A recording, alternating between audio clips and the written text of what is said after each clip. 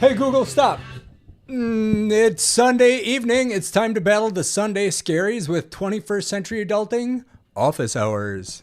Welcome to the party, everyone. I hope you had a good weekend. If you're like me and you live in the Midwest, the weather was certainly warm.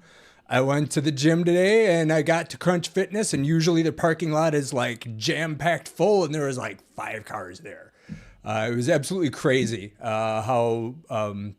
how dead it was. And I imagine it's because everyone was out swimming or at the lake or doing something fun. I hope you enjoyed it. I had a good weekend. I got outside a little bit. I went to High Cliff, went for a hike, went to the gym, obviously.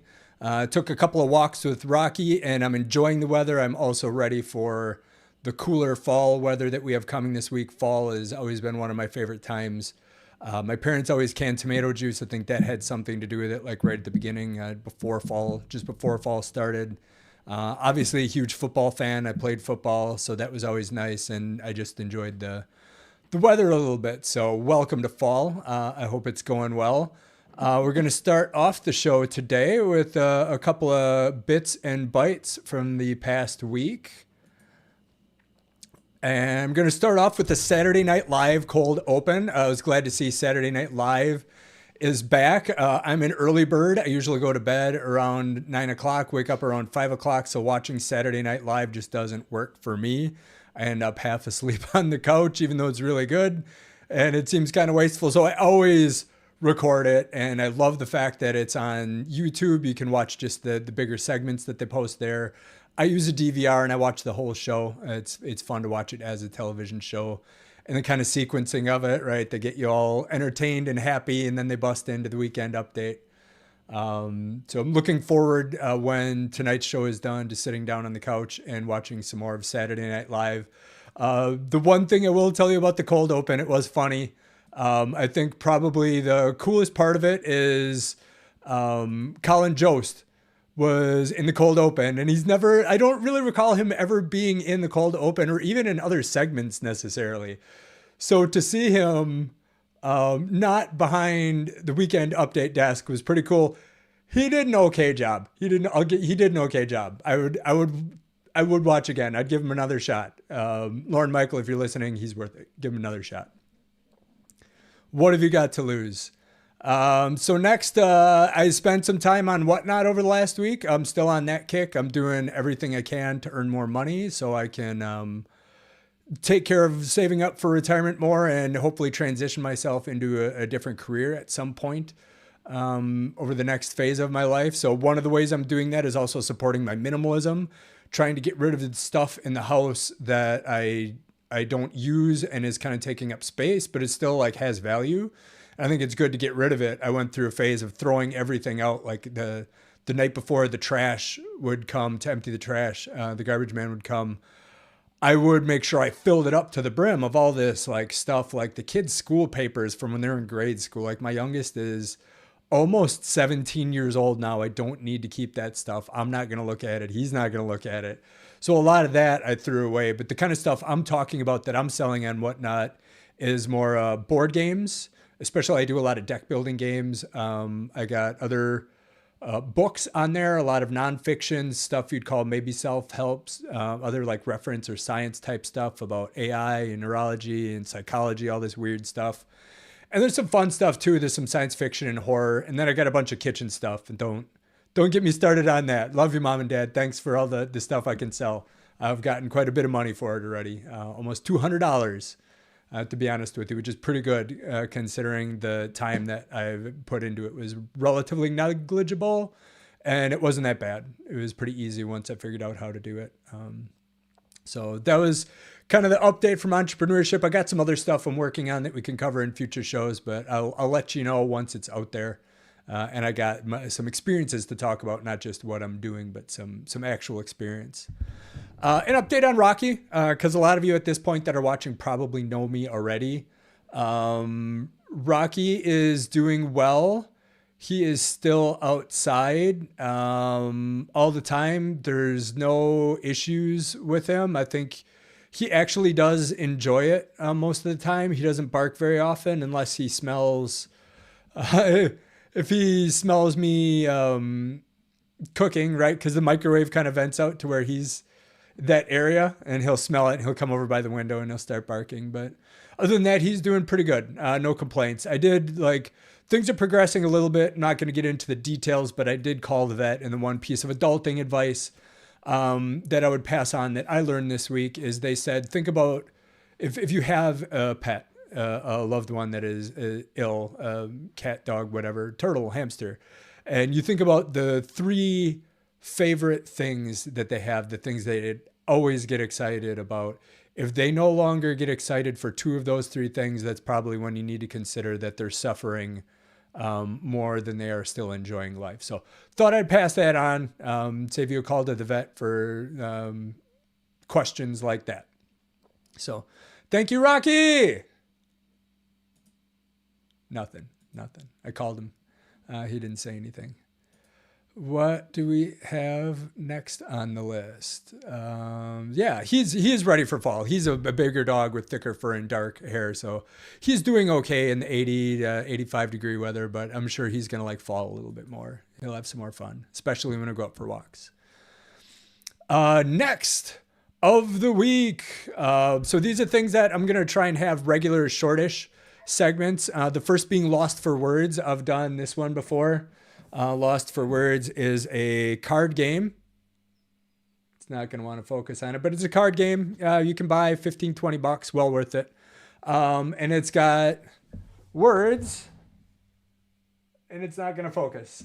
Where's my cameraman? I need a cameraman. So it's got these words on there. There's actions and other things, and there's like mechanics to play it as a game where you can win fantabulous prizes or whatever you bet on it. But I just like as a game to get used to people or get to know people. What it is emotion words that we don't have in English, and it tells you the language it's from, and then it explains what it is. And then in order to like collect that card, you're supposed to be able to tell a story. So today's word you'll see in the notes here is parwhobble.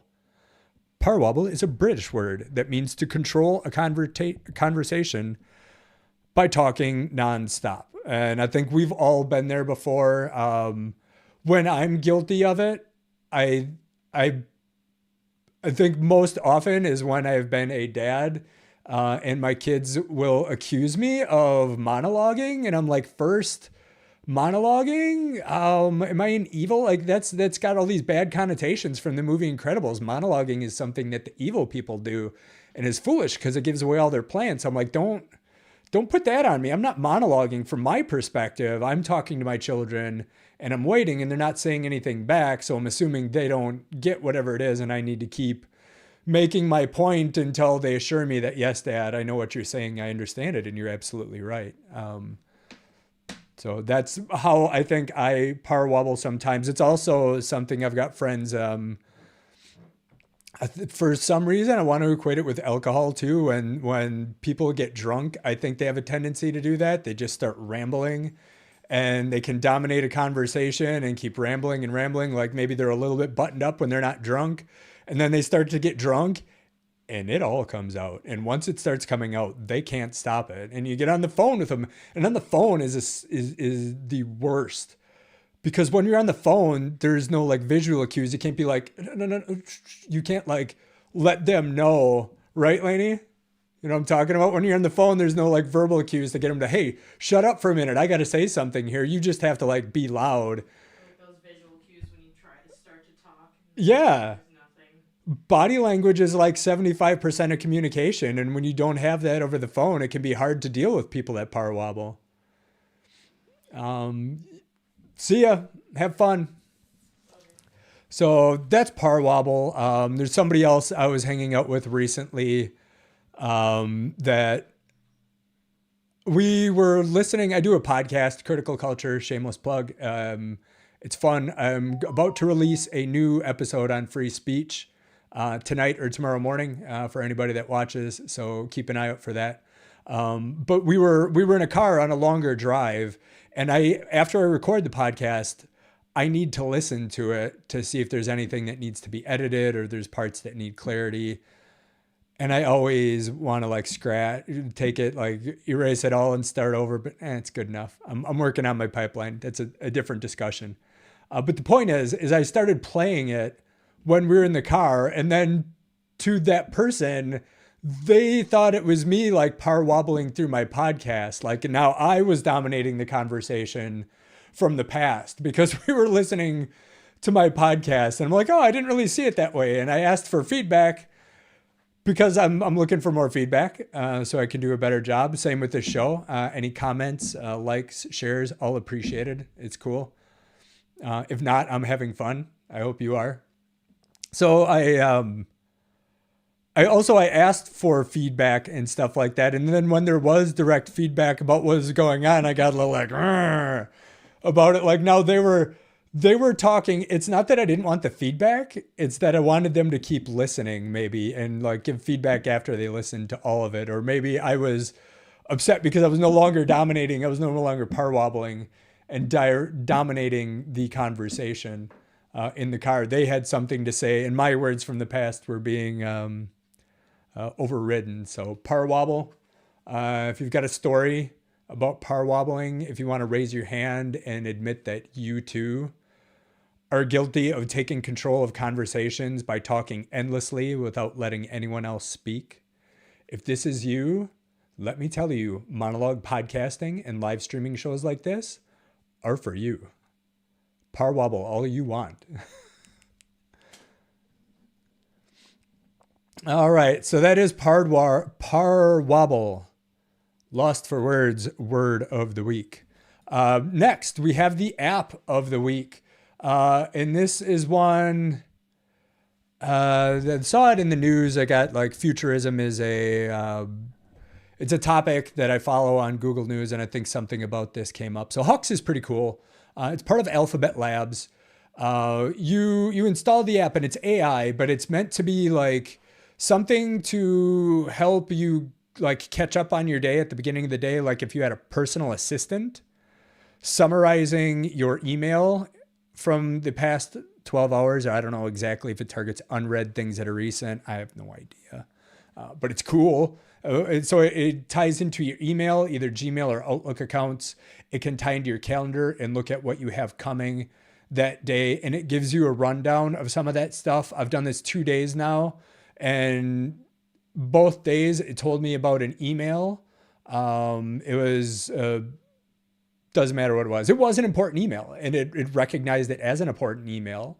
And the second day it's like, hey, you still haven't done anything with this. Do you want to do it? So it's already proven effective. So beyond that, it like sometimes if I've got newsletters in my email, Huxe will summarize, like Lion's Roar is a Buddhist website that I subscribe to their newsletter.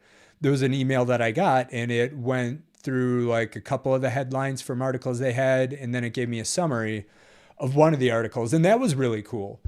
It also has you tell it what some of your interests are, and then it will find like recent news from those things, and it will present that. So it's almost, imagine you get up and you hit play on this app and you get like a 10-minute rundown to prepare you for your day and give you some of the news. And it is so cool. I can't wait to see where this goes and other tools like this. Some early things I'm thinking is I need to be better at managing my calendar and putting things on there with enough description to see how I can play with queuing it to remind me about don't forget to bring, because I think it will be able to do that. I think it will be able to go into your description. And if you put notes in there, it'll be able to synthesize that and put that into your reminder. So managing my calendar better and preparing it for this app to use it. And similarly with my email, if I like start to hear about stuff I really don't care about, I can just try and set up rules or be more thorough on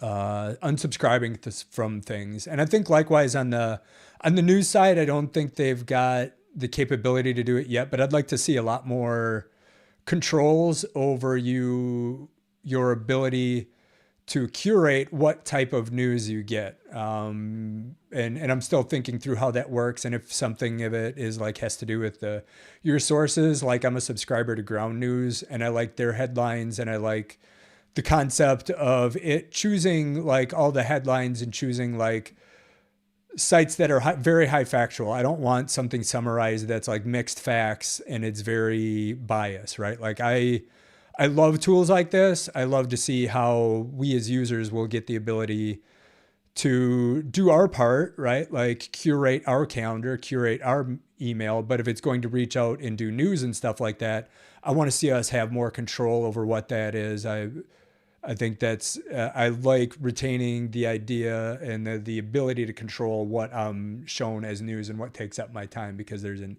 infinite amount, a vast majority of it I want nothing to do with because it just is low value. So Huxe, Huxe, that is the app. I've only had it 2 days.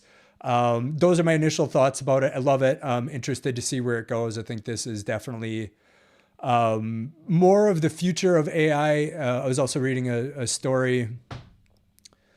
I think it was the New Republic, maybe, that was talking about the coming AI bubble, and Cory Doctorow had called that AI right now, there's so much. He pointed out like how much investment and how much of the economy is tied up in all this investment around AI, and none of these companies have any pathway to be able to make money off of it, and how that is going to be a huge bubble, and that's going to wreck the economy. And who knows? I don't know this, that, or the other thing. And there's probably a lot of truth to that, but maybe part of where some of the value comes in the long run is services of this nature that aren't just free, but there's something you pay for. And maybe if you pay for it, you've got the ability to control it more. You've got more expectation of privacy and security. Like, this is a free service. It is from Alphabet or Google, so that gives me some level of trust. They've already got all my email, my calendar, my docs.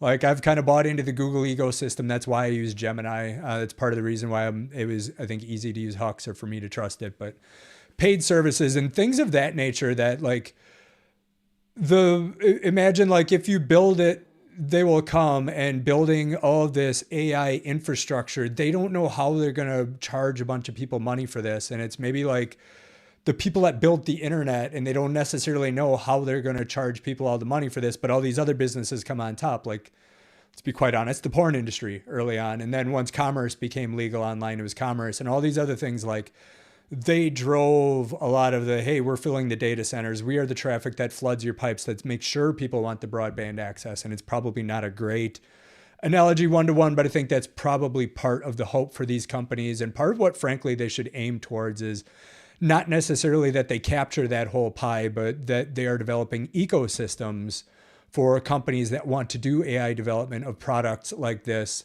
that could choose to run this on Google AI infrastructure and other TensorFlow chips, but maybe all of a sudden ChatGPT is cheaper and they could move their workload over there, and because they've developed their thing. But the point being that they're developing it specifically with other developers in mind, not just end users using products that they devised, whether it's video generation, text generation. A lot of that are still like tools that they're not making enough money to make back on, but other people are making money using those tools. So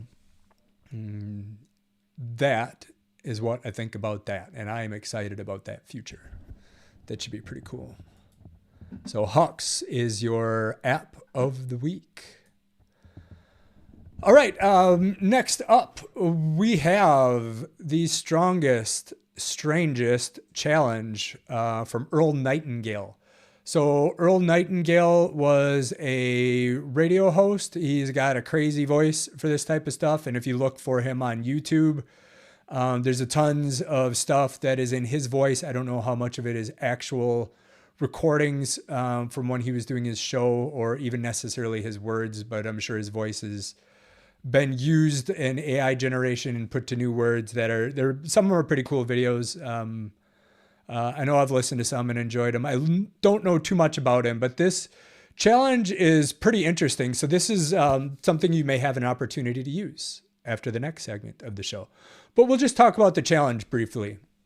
A transformative process to achieve your goals and control your thoughts by focusing on a single written desire for 30 days. Goals are awesome. Without goals, I wouldn't achieve things. I love goals. You need to change to achieve your goals, but that's part of the joy, is the transformation, the transcendence of who you used to be.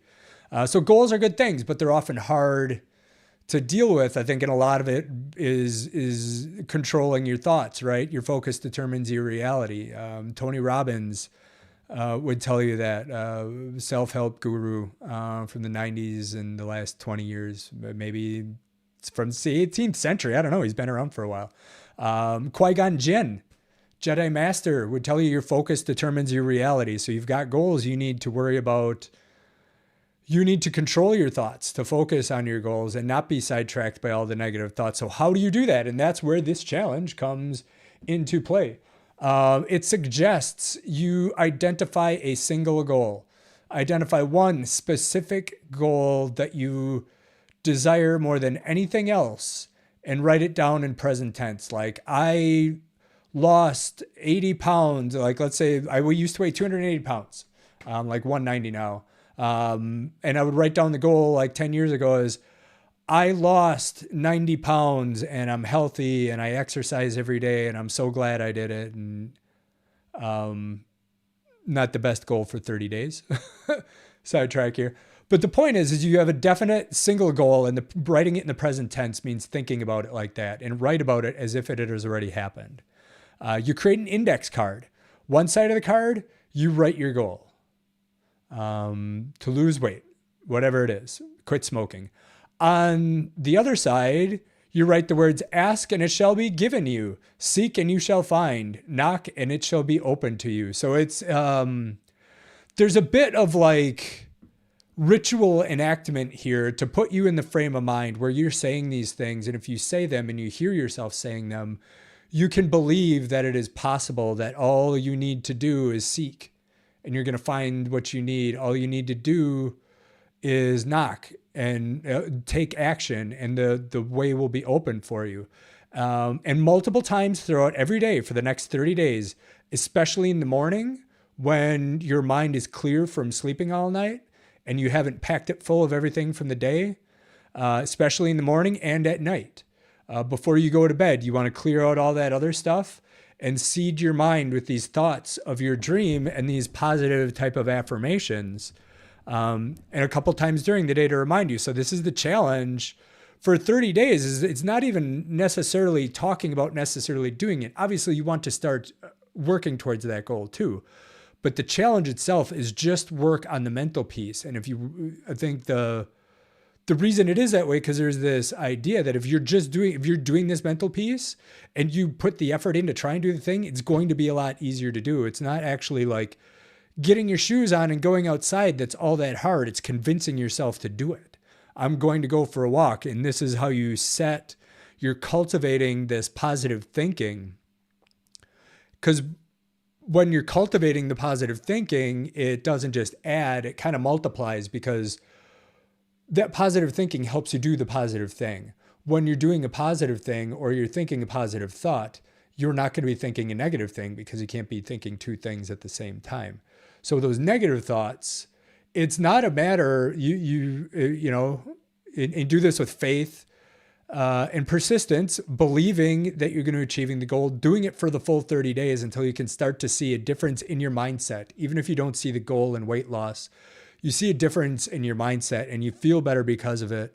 Obviously keep starting again if you fail, but this positive thinking becomes like a snowball, and eventually it builds, and you do more positive things and you see more positive things. So this is the strangest challenge. Find an area of your life that you think this makes sense. Actually write it down, your goal, on a card, and just those words on the back, and you would be surprised how good this works for you. So there's some underlying principles we'll go over here. You become what you think about. We already talked about that. Qui-Gon Jinn, Tony Robbins, they would all tell you this. Set a settled purpose. A person with a clear, settled purpose is positioned for success and avoids mediocrity. The difference between having a settled purpose and not having the settled purpose is the actual goal.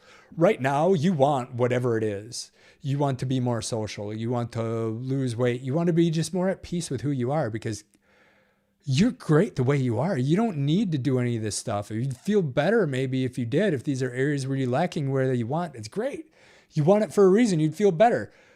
You're fine the way you are. And that's why these are just a bunch of things. They're like, yeah, maybe, yeah, that'd be cool. That'd be cool. But you have to have a settled purpose. A settled purpose is I've thought about all these things that I want. This is what I want most in life. And I should go for it because this is my one precious life to go for I want. So get that settled purpose. Have a goal that you're working towards. And then it's paying the price. It requires effort and willingness to change your habits and your mindset. And the first habit you're changing is developing the good mindset.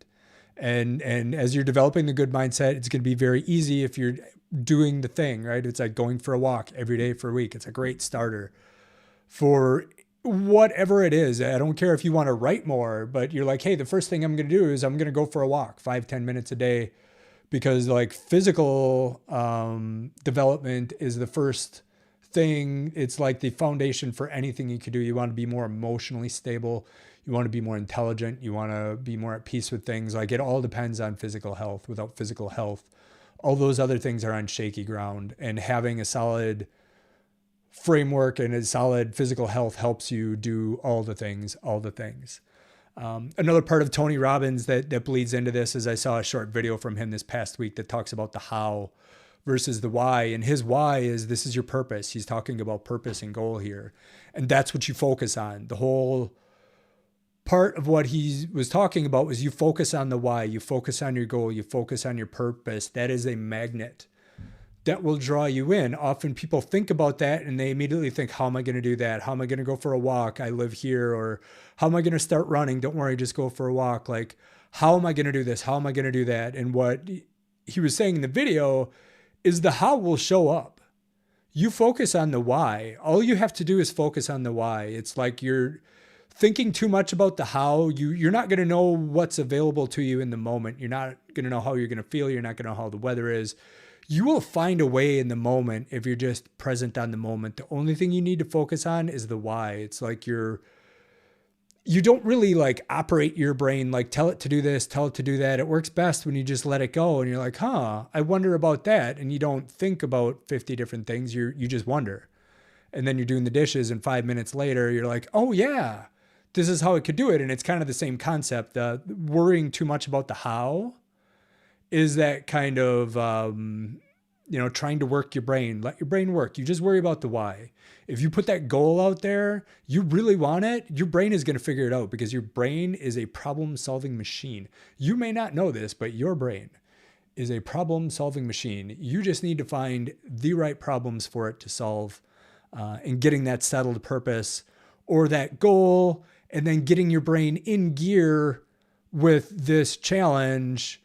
Getting it in gear with the challenge kind of, it lets your brain know it's worthwhile to think about this and figure it out because you really want it and it's possible and it's going to happen.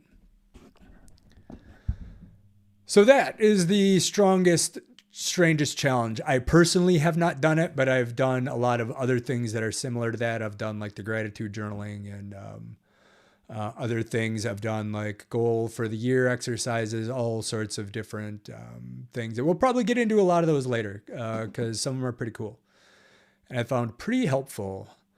Yeah, I'm going to get a drink here and check chat, see if there are any questions.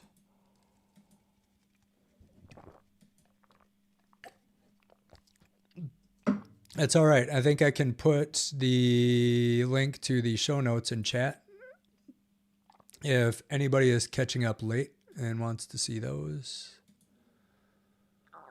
Copy link, and then we will be right back in business.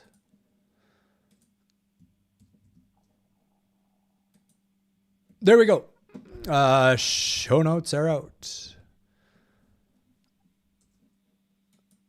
Double check here. Does that chat cover? Okay. We're good. Thanks for your patience. Let's get back to the slideshow.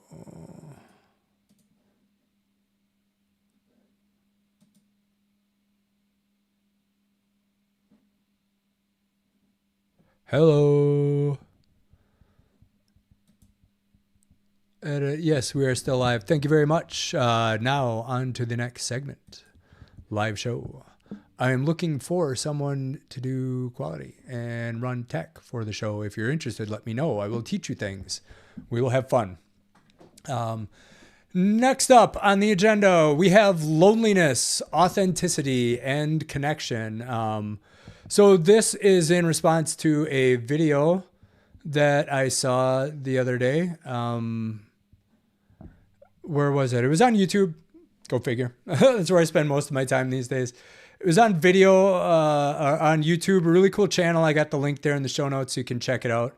But loneliness, authenticity, and connection. So in most of the text here is actually the Gemini summary.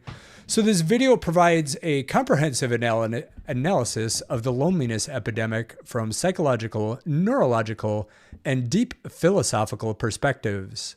It makes the case that solving the crisis requires collective transformation and not just individual effort. Probably some truth to that.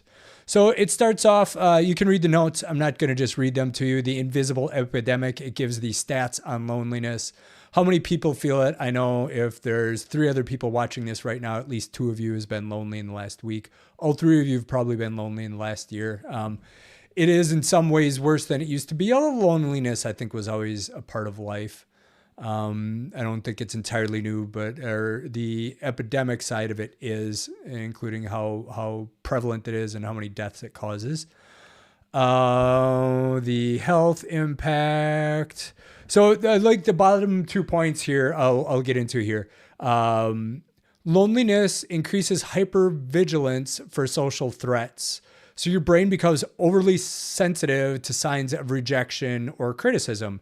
And this kind of makes sense, right? If you're lonely and you want to be with people and it's not happening, on some level, you're probably blaming yourself for some of it. So every time you're in a social situation and you're not finding what you want out of it, you may be blaming yourself. And I know from personal experience, I have been there. A little bit during COVID, and frankly, even like 5-6 years before COVID, I had a manic episode in 2016, and I really, I got a little like paranoid, and I didn't even really want to be around my friends necessarily. I didn't. Long story short, it wasn't good. I felt very lonely for a long time. I've worked through it in a variety of ways. Some of it really spoke to what they were talking about in this video that I thought was worth sharing. And it talks about maladaptive social cognitions. So this is that hypervigilance showing up. Like, oh, now I'm lonely. I'm feeling like it's my fault. I'm in a conversation. I don't get what I want. What did I do wrong here? I'm looking for what I did wrong because, again, my brain is a problem-solving machine. I'm trying to figure this out. Clearly, I did something wrong because this other person must be normal. They're not. They may be lonely and feeling socially awkward too. Everybody's really in their own head. You just don't know what they're thinking. So that's the start of the video. The next section is all about philosophical pathways to authentic connection. Because again, like I mentioned just a few moments ago, this lack of connection isn't new to our generation. It's not new now. It's probably more widespread on some level than it was before, including like this concept of we live in smaller families. We move all around, so we're not even around our family compared to before. And like without the media before, there's a lot more social interaction to entertain people. And God damn it, we're just built for social connection. We're wired for it. Like if you go walking and talking with someone, from my understanding, like your rates of breathing get in sync. Your brains literally get in sync as you're walking and talking, and we are built for that. We're built to exist in tribes and understand that our survival is somewhat dependent. Our thriving, at the very least, is dependent on having good relations with other people. There's no, like the tribe always beats the individual. So growing your tribe and having a tribe to watch your back is important. It's not just, oh, you're not cool with yourself, you can't be by yourself. So philosophical pathways throughout history. Loneliness, there's condemned freedom. Loneliness is a form of bad faith, a refusal to accept the anxiety and vulnerability that comes with making authentic choices in relationships. And so the part that I really like about this one in here is the highlighting the word authentic, because you could be lonely and you could go into a crowd of people and know they're all football fans. And let's say you don't like football and you go in and pretend you're a Packer fan just because everyone else is. And you may get like some level of interaction and some approval from them, but it doesn't really, it's like worse than not having any at all, because there's this concept in Buddhism, like you always have yourself. Your relationship with yourself is the most important. You never have to be alone. If you're with yourself, you know who you are. You're authentic. You love yourself. You're always in good company. And I know that's not the entire picture, but that is like the foundation, the solid basis for any of it, is to be comfortable with yourself and be good company for yourself so that you can feel comfortably being authentic. You don't have to try to be somebody else to please other people because you need someone else's validation. Start with your own validation. And if you're going and you're giving up authenticity for connection, you're leaving yourself even more vulnerable, because then you go back in private and you're like, you don't have a connection with yourself anymore. You've severed the one true, like, most important connection you have is to yourself. And you've disavowed that, you've damaged that by not being authentic. And when you are able to be confident and be authentic and be who you really are, you're strengthening that part of you, which is more important than whatever validation you get from people you can't be authentic around. And you're doing the right thing, because that's the only way you will find people that will like the authentic you, is to be the authentic you. You can't expect to pretend to be someone you're not, get validation and make friends with other people, and then somehow find the people that would like the real you. You just have to be your real you and do your real thing and connect to people along the way. So that was condemned freedom. Infinite responsibility to other. This is loneliness, and I've found truth in this too. Like, loneliness is a focus on yourself, a real focus on yourself, and we focus on other people. You want to connect with other people. That means you have to actually connect with them. You have to focus on other people. You have to take the emphasis off of the validation you want, the people asking you the questions about things you want to talk about. You have to put the onus on other people. You put that energy into other people. That's in part how you give it back. You like to quote the Red Hot Chili Peppers, give it away, give it away, give it away now. Give it away. You have to give away what you want. You have to give away that connection. You have to give away that connection. And that it transcends your own concerns. Again, it's that word, like transcendence, like you want to be, there's real power there. There's one of the things they talked about in this video, like called helper's high. Like I've done a ton of volunteering over the last 15 years, and it's real. I've done running too. Helper's high is just as good as runner's high. I go running. Sometimes it always feels great. You get up to like 2-3 miles, always feel fantastic when I'm done. When I go volunteering and when I'm helping people, no matter how tedious it is, no matter how much effort it is or work it is, always feel great when I'm done. There's really a helper's high, and that loneliness can be fought by taking the emphasis off of you, putting it on other people, specifically helping other people, because then it's not like, they talked in this video about, it can be like in some cases where it's like around an entertainment thing, there's a lot of social pressure to be funny or to be this or to be that. And if you're trying to struggle through loneliness and negative thought patterns, you can get stuck in your own head. Once you're helping other people, you're no longer stuck in your own head. You're focused on the other people. Your beautiful problem-solving brain will do its thing, and it'll figure out the how, and it will reward you with the helper's high. So something they really stressed in terms of beyond the philosophical part, the volunteering with like-minded people. The volunteering part is great for you in multiple ways. And then it gives you that chance to meet like-minded people that, if you're authentic when you're helping homeless people, you're going to be around other people that are authentic, helping homeless people. You're going to find your tribe. So anyone lonely out there, both seeking, if it's something you need help with, if it's like Alcoholics Anonymous or something, Lonely People's Club, either going there to provide help from things you're learning or practice skills you're learning, or to get help from other people doing the same thing. Again, like finding your peers, helping people, giving other people a chance to help you, believe it or not, is also helping people, right? It's this virtual cycle. So that, I think, is all within the sphere of infinite responsibility to the other. And guess what? If you're religious like me, I'm into Christianity and Buddhism. I learned a lot from those faiths. Jesus Christ was all about helping other people. He was onto something there. He knew what it's all about. He said, he said you're supposed to help people. He said the greatest commandment is love your God and love other people like you love me. And this is what it's all about. And we're not going to get into God. That's a whole other discussion we could have some other time. But help other people. If you're lonely, this is part of what it suggested. I cannot, 10 out of 10 would recommend, could not recommend more. So do we get into a little bit more almost psychology stuff? I, thou versus I, it. Referring to other people or thinking of other people as subjects instead of objects. And it's kind of, I think the most, one aspect or one way to think about this is it comes back to that you're hypervigilant, you're in a social situation and you're used to thinking you're awkward and it's not going well.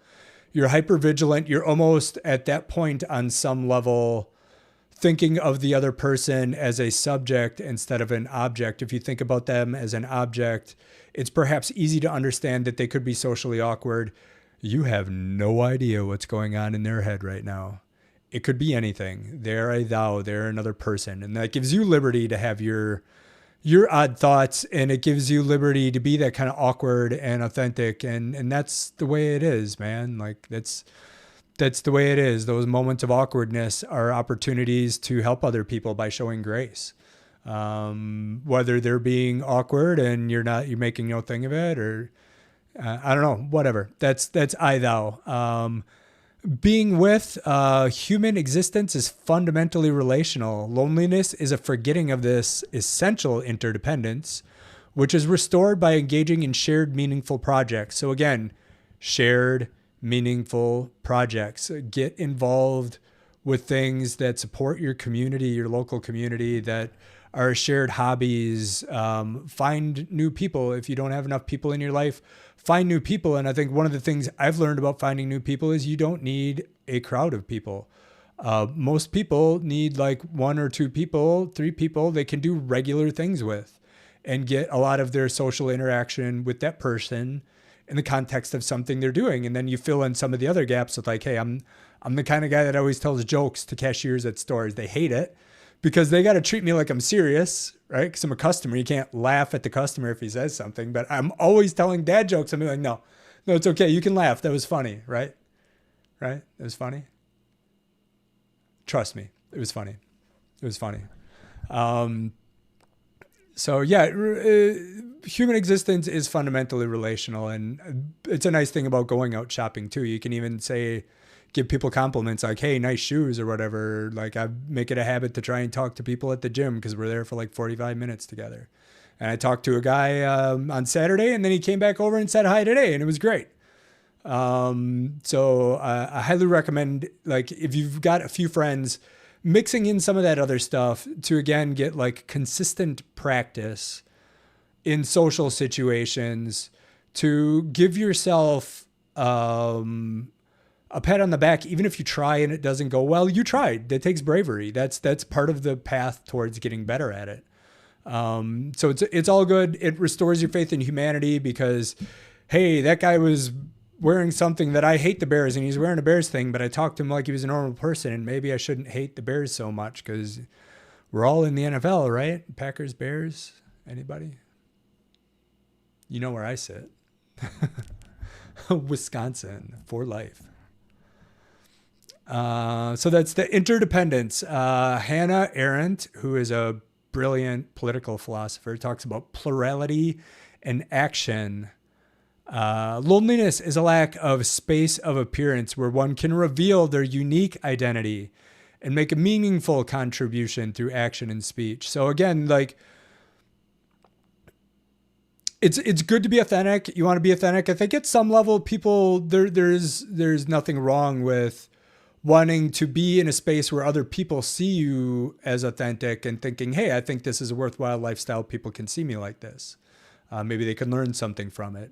Maybe I can gain more confidence in being who I am, or have a positive impact. So like, it's normal to want to be seen because you want to believe that your habits, your thoughts, your ways, your actions are things that other people could take encouragement from or could take ideas from. So I think that that's normal. I wouldn't call that necessarily narcissism. Like, I want everybody to see me. No.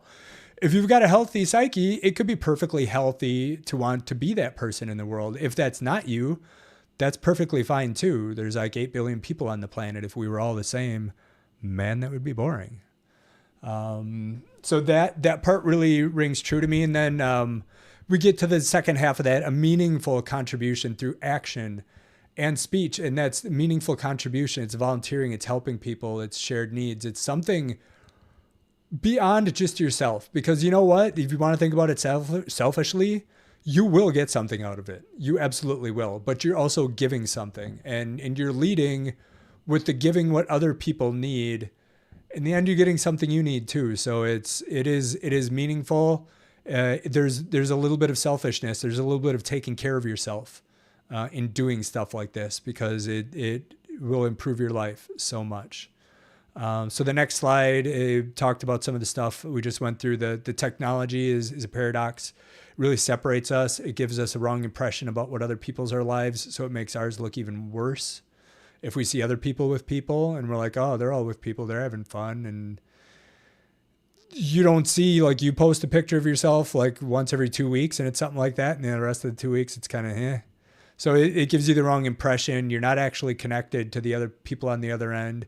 You're disconnected from the actual people you could be with, whether it's the person next to you in line at the store, your kids around the kitchen table, because of the technology, because your face is down, and everybody is seeing a different world. And there's so much content that, like, everybody is seeing different things, wants to talk about different things because they got different things. So there's much less like in-person opportunities because we're glued to our phones. So some of the potential fixes there are like no phones at the table. Schools are going no phones now. I think it's brilliant. Like, I don't blame society for not figuring it out before, but now we know. Like, we've only had these smartphones this crack like with the technology and the apps and the platforms this crack like for how long? Like a little over a decade. And it's just getting more and more faster and faster. And we're learning more about how to apply human psychology to it. And it's wild. So we need to learn how to manage it better. And like, kids not having it at school, that's great. If employers are like, we don't want you to have your phones out at your desk. Like, me too, I'm guilty. I look at my phone sometimes at work. There's pluses and minuses. It's good to give people little breaks and stuff like that. You got to trust them. If you don't trust your employees, you got probably bigger problems than their phone at their desk. So I'm not trying to, please don't institute rules at my place of employment about this, because then you just have to police them and it's bad. If you got a problem with that, you got employees you need to work with to keep them engaged. But if it's businesses that are like, no, we don't want people with their phones out here because we want it loud. Like, we want to hear the conversations. We want people to interact with each other. If it's events where they don't have them, whatever it is, if it's parties where you leave them at the door, like, it's like an anxiety thing. We think we need it all the time. Our phone's tethered to us and we need to check it every time we've got a 2-minute break. Guess how many of those 2-minute breaks you could have a small conversation with someone? Practice some of these skills. Your brain, again, it's designed to get in sync with other people. And if it's not doing that anymore, it can lead to more problems being able to get in sync. And you're like, why am I not in sync with people? You're not taking the opportunities. So to only have this technology in our lives for 15 years, like, how long did we have cars and the Industrial Revolution before we figured out the effect of CO2 on the atmosphere? It's like coming even quicker now. I think we're realizing the impact of our technology on our psychology. We're not, as much as evolution exists and there's plasticity in our brains, I don't think we're designed to deal with that major of a shift that quick. Like, people's brains don't completely rewire themselves in a matter of 10 years, and a species doesn't, and a society doesn't. We're in a learning phase now, where we're learning how to manage this stuff, and we're going to develop more tools. I think some of it is software-based tools or hardware-based tools. Some of it is going to come down to just personal responsibility too. And like, imagine junk food became a thing and everyone's like, yay, let's eat junk food. And everyone's eating junk food all day. And like 15 years later, we're all fat, can't even walk out to the mailbox to get our mail. Hopefully we'd figure it out that, hey, we need individually, there's a lot of responsibility we have to take here. Like for me, I've used Stay Free as a tool to track, especially like social networking time. And a lot of it is really trying to find things that I want to do instead of social media when I get the urge. Like I get ebooks. I've got ebooks now on there. I get different tools for doing content creation on my phone instead of needing to be on my laptop. They're all good. I try to even think about the defaults, like your home screen when you log in. Don't put the things you use the most there necessarily. Put the things you want to use the most. Make it harder to get to your social media apps. Make the thing right in your face when you get there. Something that reminds you of the good hobby you're supposed to do. Like, oh, I want to go here and I want to keep writing, or I want to read, or I want to record voice notes a lot. Whatever it is, be intentional. Make the intentional the word of 2026. Intentional and in space, like here and now. Like things that have a physical presence. You're with other people. You're putting the phones down. You're deplugging. You're intentional about doing that. You're intentional about what you're doing with your devices when you have your devices. We could still go on social media. It's great. I'm still going to be there. I am going to be more intentional about tuning my algorithm, seeding it with the authors I would love to read their books, the magazines I want to read, the words to describe the types of pictures I want to see, mountains, sunsets. I want to hear stuff about discipline and motivation. Do a couple of those searches a day for a week, like stuff like that, and you will see your algorithm completely change, and that will help you be intentional. And hopefully you will see less of the stuff that has triggered you in the past that the algorithm has learned is engagement, because the algorithm is neutral. It's not good. It's not bad. It's looking for engagement. And what we engage with and what others engage with trains the algorithm what to show us. So if we're all intentional about this, it's kind of an individual game we can play. We can tune our own algorithms. But if we do the same and share that with other people, and we interact with that type of positive stuff we want to see when we're getting our dopamine fix from social media, it's going to be a good experience. So that's another way to kind of counter some of the problems that technology is imposing. And it's not to say either that social media is entirely bad for loneliness or connection. They've found it's very difficult. It takes a long time and consistent effort to try to build relationships that are purely digital in nature. It is much better at what they call like the pebbling. Like I've got friends, I only talk to them a couple times a year, but we'll share reels, or we'll like share a message like once a week, once every other week at most. And that sort of pebbling kind of keeps that relationship in mind. So we remember to call them once in a while. So we remember to plan something so that we know when we're reminded of these social connections we have. So social media can be very good for that, in terms of battling loneliness and establishing for retaining existing connectionships that we have. And they talked, what else in this video? They talk about some psychological interventions that were really useful, were to have like group therapy, where it was a bunch of people that had social anxiety and issues. And basically what it was is they would go around and and this is something you can do individually too. They recommended is like you go out, you have an experience, you go home and you write about it. And what was the thought? What came into your mind when you were about to say something? And didn't, or what was the cue that made you not do it? And you get into a group session where people are saying this. Number one, you write it down. It looks a little bit less scary on paper. You hear somebody else say it, you're like, that's ridiculous. And you're like, oh, wait a minute. Like, I think the same thing. That's ridiculous, even when I think it. So group therapy can help there. And it's also peer support, where like you're in a group with other people who are admittedly feeling somewhat social awkward. You're going to feel like you're in a group of your peers, and you can help people. and you can help people by letting them help you. And it's like you all help each other, and you've got something in common, that this is awkward. So everybody understands it, and everyone's going to get a chance to both be helped and help other people. So that's why group therapy for social anxiety can be very helpful. Mindfulness was also recommended. That is a whole nother topic I highly recommend you looking into. I don't really do the meditation, but I'm very much into mindfulness, which is just trying to stop any thoughts from taking control of the direction of your mind by focusing on physical sensations and what's actually here and now. So instead of thinking, oh my God, this camera is staring at me, I don't know if anyone's watching this. Am I rambling? Am I making any sense to them? Instead of my brain thinking those things and cutting me off and making me scared and freeze, I just think about like what this countertop feels like underneath my arm, and how at the elbow it seems like it's getting a little heavy. I must be leaning down, or like breathing, or like being in the moment, because you don't want to get stuck in your head when you're doing a monologue like this. Monologues, not just for evil villains. So mindfulness is a whole nother thing we can talk about some other time. It's cool. It's a very useful tactic. It's also very similar to like how I beat anxiety when I had bad anxiety with exercise, with walking and learning to run, and like especially running on like trails where it was very hard. The whole concept is you're getting out of your mind by getting into your body. Mindfulness is getting into your body and paying very close attention to what's around you, like not getting stuck in your head, but what is the other, what else is around me?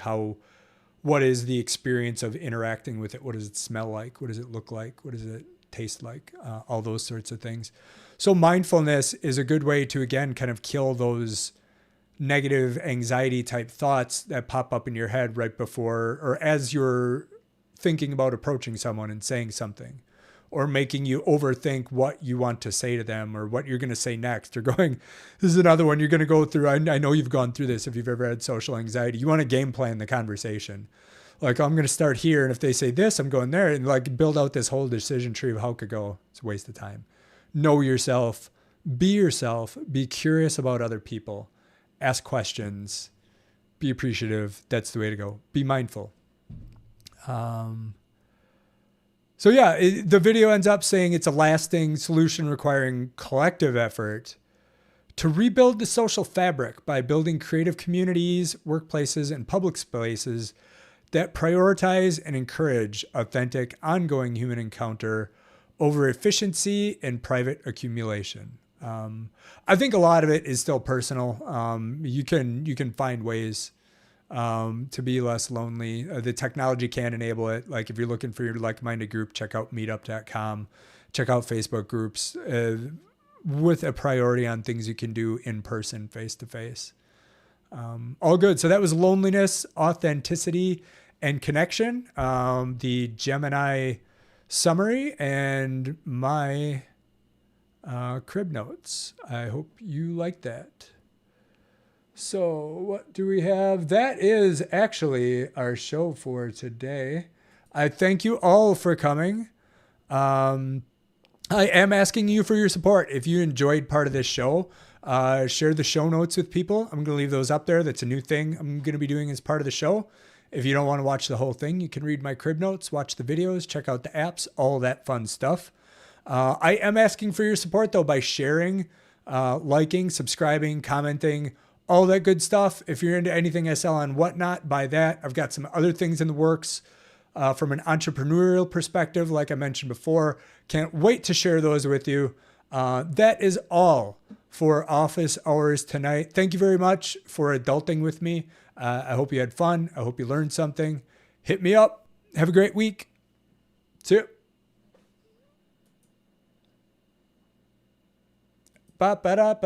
Hey, Google, play music. What do you got for me? Playing on YouTube Music. Oh, I know what I want. Oh, yeah. That's not it. That's not it, though.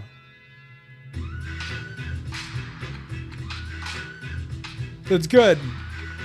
But in honor of Taylor Swift's release this week, and I missed the video release at 6:00 Central. I'll have to check that out. I've listened to the album a few times. My favorite so far is The Life of a Showgirl. Ophelia's pretty good, but definitely The Life of a Showgirl. Swifties Unite. Tell me in comments what's your favorite new song.